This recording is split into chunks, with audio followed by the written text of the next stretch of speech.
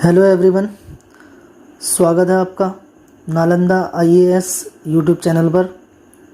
मैं हूं मुजीबुर रहमान।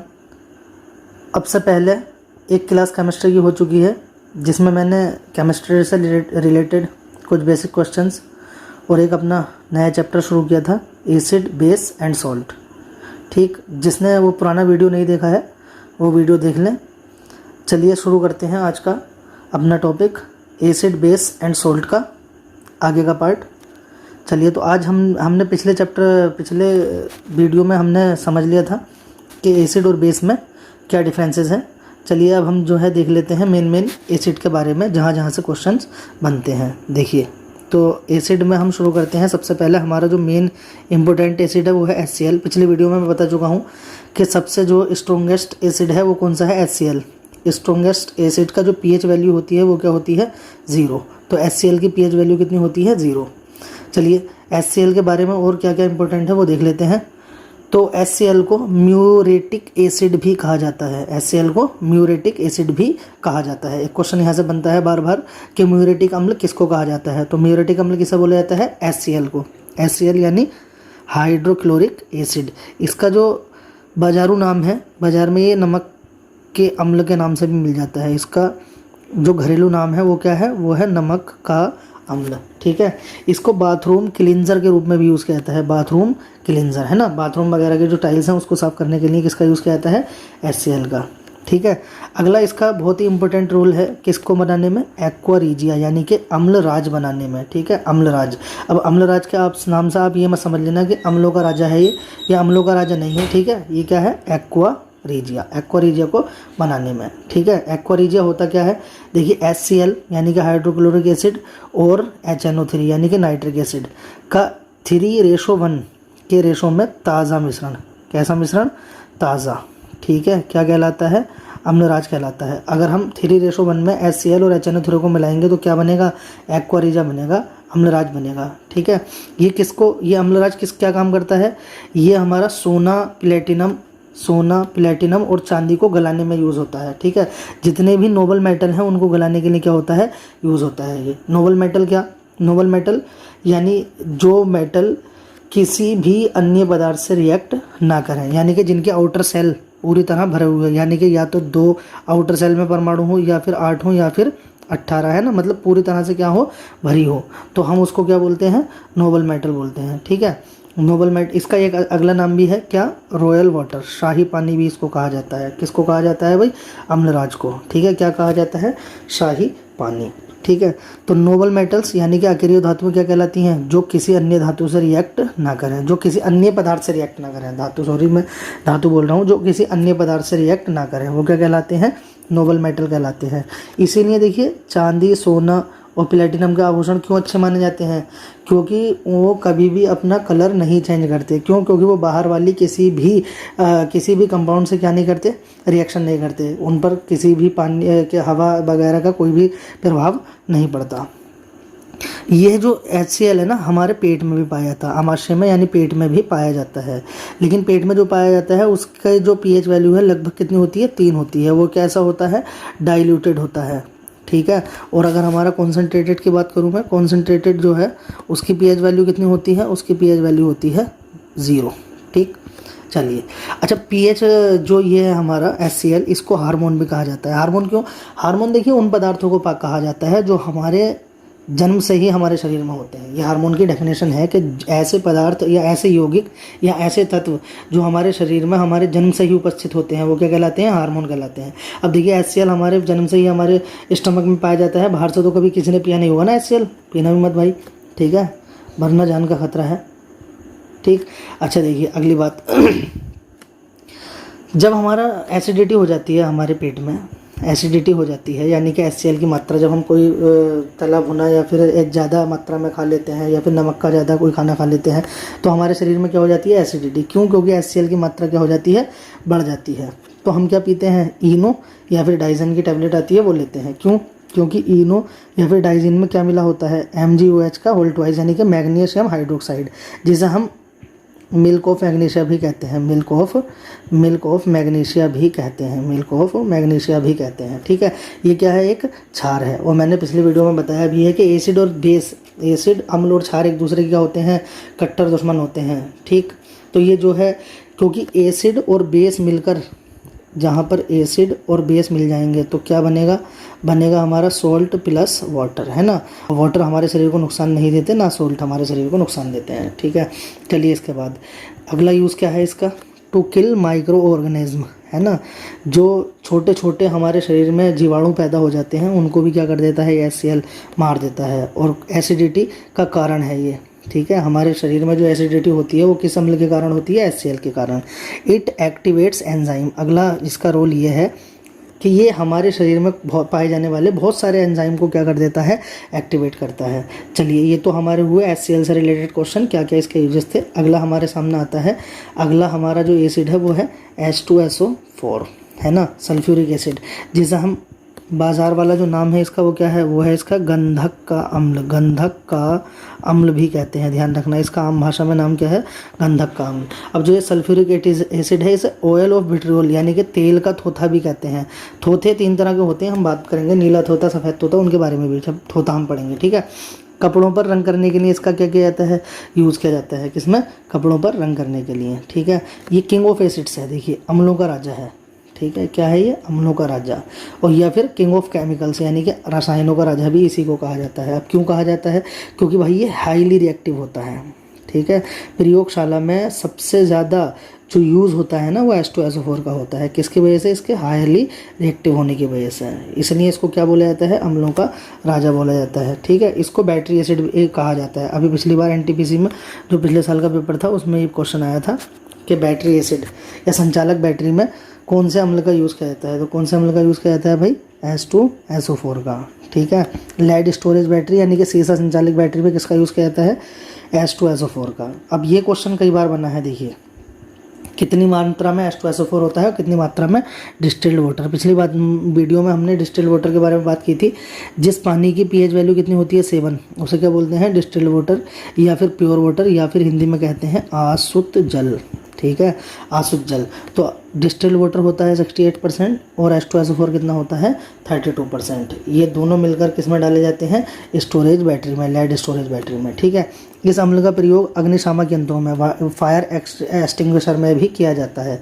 ठीक है, फायर एक्सटिंग्विशर में भी इसका यूज़ किया जाता है। ठीक, फायर एक्सटिंग्विशर में इसके साथ क्या मिला होता है, देखिए एक तो होता है हमारा H2SO4 और एक होता है हमारा NaHCO3। NaHCO3 को हम क्या बोलते हैं, सोडियम बाइकार्बोनेट। ठीक है, और इसका आम भाषा में नाम होता है खाने वाला सोडा, है ना, बेकिंग सोडा या फिर खाने वाला सोडा। खाने वाला सोडा या फिर बेकिंग सोडा किसको कहा जाता है, NaCO3 यानी कि सोडियम बाइकार्बोनेट को। ये किस में यूज़ होता है, खाने का सोडा, खास सामग्री को फुलाने में, है ना। क्यों, क्योंकि इसका जब ये जलता है ना तो CO2 गैस निकलती है और CO2 गैस क्या कर देती है, खास सामग्री को फुला देती है। तो देखिए अब इसका यूज़ जो है H2SO4 का किस में किया जाता है, ये क्या है हमारा अग्निशामक यंत्र है। ये क्या है हमारा अग्निशामक यंत्र में। अग्निशामक यंत्र में किसका यूज़ किया जाता है भाई, H2SO4 का और NaHCO3 का। NaHCO3 का यूज़ किया जाता है। ये दोनों जब आपस में रिएक्शन करते हैं तो एक गैस बनती है CO2। कौन सी गैस बनती है, CO2, और कौन से रूप में, ठोस रूप में। और ठोस CO2 को हम शुष्क बर्फ भी कहते हैं, शुष्क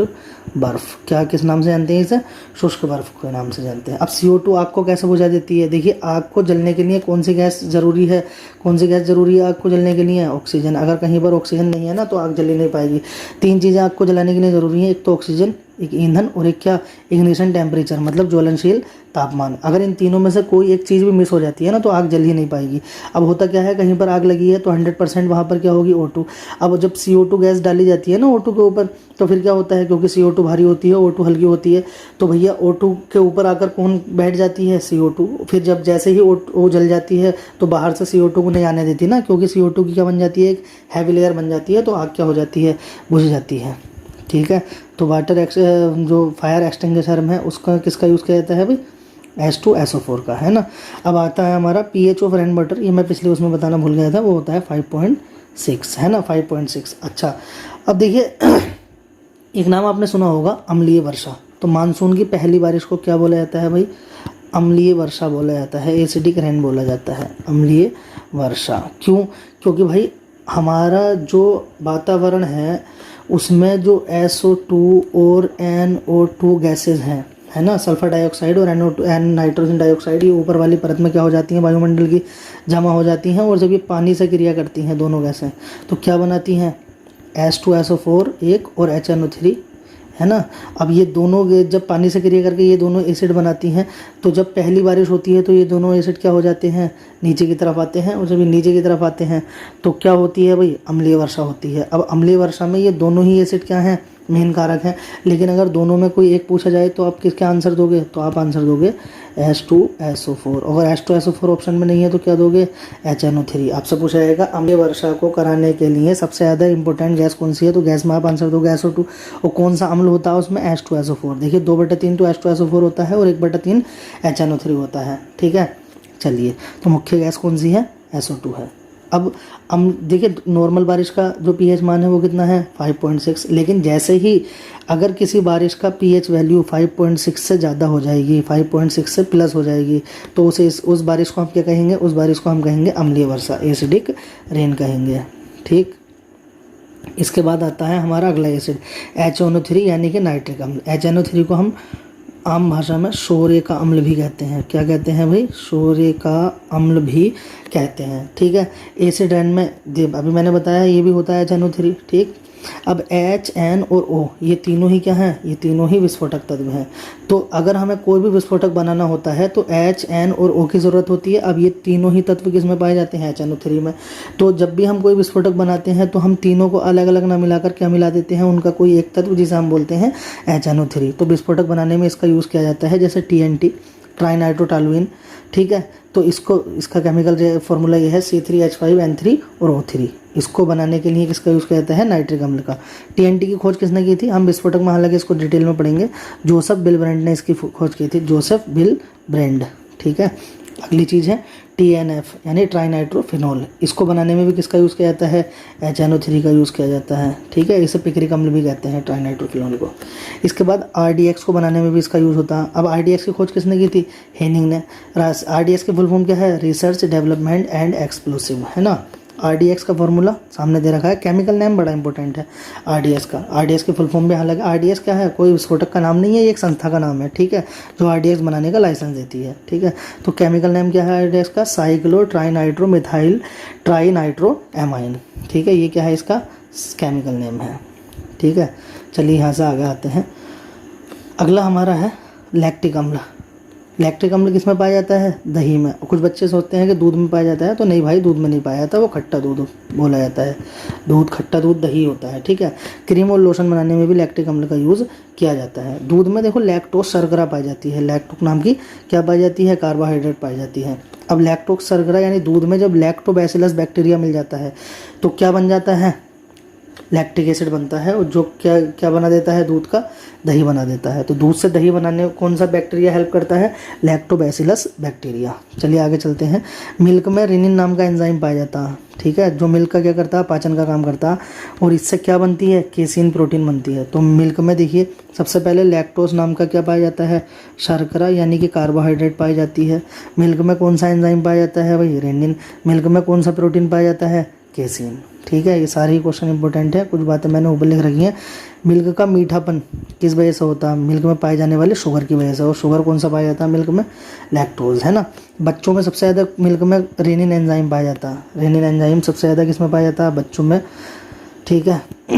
चलिए इसके बाद हमारा अगला एसिड आता है ऑक्सैलिक अम्ल, है ना, ऑक्सैलिक अम्ल। अब ऑक्सैलिक अम्ल क्या है भाई, सबसे पहले तो ये टमाटर के बीज में या टमाटर में पाया जाता है, ठीक है। पालक यानी स्पाइनच में भी ये पाया जाता है। इसका यूज़ कहाँ करते हैं हम, रस्ट रिमूवल में, जंग के धब्बे, दाग धब्बे हटाने में, ठीक है। अच्छा, पथरी आपने सुना होगा कि ज़्यादा टमाटर खाने से क्या बन सकती है भाई, पथरी बन सकती है ना, पेट में या किसी भी जगह पर, मतलब पूरे शरीर में पथरी बन सकती है। सबसे पहले तो मैं बता दूँ कैसे बनती है। देखिए हमारे जो ब्लड में कैल्शियम पाया जाता है, देखिए ब्लड में कैल्शियम भी होता है, ठीक है।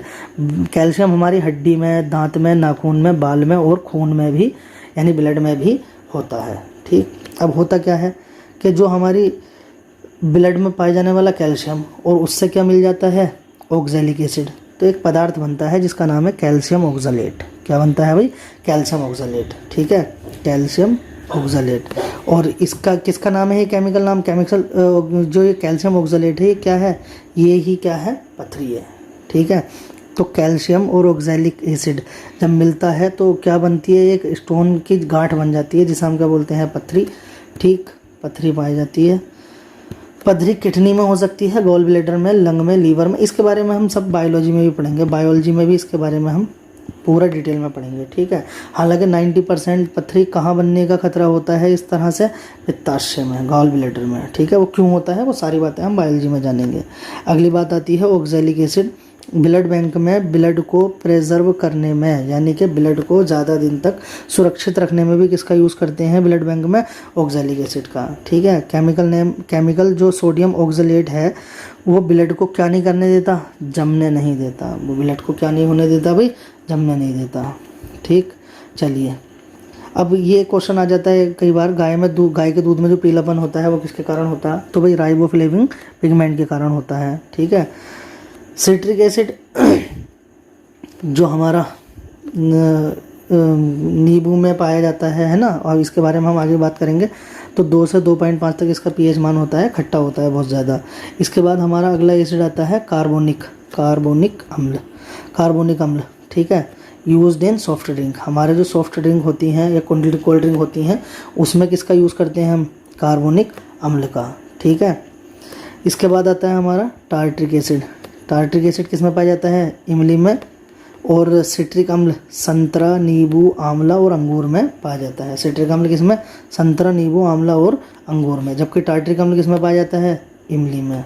ठीक, अच्छा, केक बनाने में कुछ और पॉइंट हैं जो हमारे एसिड से पूछे जाते रहते हैं या फिर इस चैप्टर से आते हैं। जो केक बनाने में NaCO3 यानी कि खाने के सोडे का प्रयोग होता है। क्यों? अब जरा एक बात जरा देखिए कि NaCO3 जो है ये क्या है? एक क्षार है, बेस है ना। ये कैसा होगा? कड़वा। अब आप सोचोगे केक तो कड़वा नहीं होता, तो केक के कड़वेपन को कम करने के लिए देखिए NaCO3 की वजह से तो केक क्या होगा? फूलेगा। ठीक है, लेकिन कड़वा हो जाएगा। अब उसके कड़वेपन को दूर करने के लिए क्या मिलाया जाता है केक में? टार्ट्रिक अम्ल मिलाया जाता है। क्योंकि बेस और एसिड आपस में क्रिया करके क्या बना देते हैं? पानी प्लस सॉल्ट बना देते हैं। ठीक है, ध्यान रखना इस बात का। तो कड़वेपन को कम करने के लिए क्या मिलाया जाता है? टार्ट्रिक अम्ल मिलाया जाता है। जो NaCO3 से कड़वापन आया था केक के अंदर वो इसने दूर कर दिया। अब कुछ और है पॉइंट। आंवले में कौन सा एसिड होता है? एस्कॉर्बिक एसिड, है ना। एस्कॉर्बिक एसिड इसे हम विटामिन C के नाम से भी जानते हैं। ठीक है, विटामिन C सबसे ज़्यादा किसमें पाया जाता है? आंवले में पाया जाता है। गेहूँ में कौन सा अम्ल होता है? ग्लूटेनिक एसिड। एप्पल में मैलिक एसिड। पेन किलर यानी कि यह जो डिस्प्रिन पहली गोली आती थी एक, है ना, दर्द निवारक दवाइयों में कौन से एसिड का यूज़ करते हैं हम? Salicylic acid. इंपॉर्टेंट है, कई बार पूछा भी गया है। हालांकि सभी पूरा चैप्टर ही इंपॉर्टेंट है, ये इंपॉर्टेंट पॉइंट ही मैं बता रहा हूँ। अब देखिए लाल चींटी या बिच्छू के डंक में कौन सा होता है भाई? Formic acid. या कुछ जगह पर मिल सकता है मैथोनिक एसिड। दोनों ही आंसर सही है, चाहे लाल चींटी हो चाहे फिर बिच्छू हो। ठीक है, चाहे फिर ततैया हो। ठीक है, अब आता है हमारा बटर में कौन सा? Butyric acid. आम में मैलिक एसिड या फिर साइट्रिक एसिड। मैलिक तो फिर पाया जाता है भाई ये किस में? पके हुए आम में। लेकिन जब कच्चा आम होता है तो उसमें कौन सा एसिड पाया जाता है ज़्यादा मात्रा में? सिट्रिक एसिड पाया जाता है। अच्छा, ब्लड में आपको पता होगा, बायोलॉजी में पढ़ोगे, अमाइनो एसिड्स पाए जाते हैं। चाय में टैनिन एसिड पाया जाता है। ठीक है, चाय में कौन सा एसिड पाया जाता है? Tannin acid. ठीक, चलिए ये हमारे कुछ क्वेश्चन थे किससे रिलेटेड? अम्ल से रिलेटेड। अब जो है हम अगले वीडियो में बात करेंगे इम्पोर्टेंट क्षार की, और क्षार के साथ में अगर हमारे पास टाइम मिलेगा तो हम बेस के बारे में, हम जो है लवणों के बारे में भी बात कर लेंगे। चलिए आज की वीडियो को यहीं पर समाप्त करते हैं। इसके नोट्स बनाते रहिए अच्छे से, बहुत काम आने वाले हैं। NTPC का पेपर लॉकडाउन हटते ही होगा, ध्यान रखना इस बात का। चलिए ठीक है, फिर मिलते हैं अगले वीडियो में।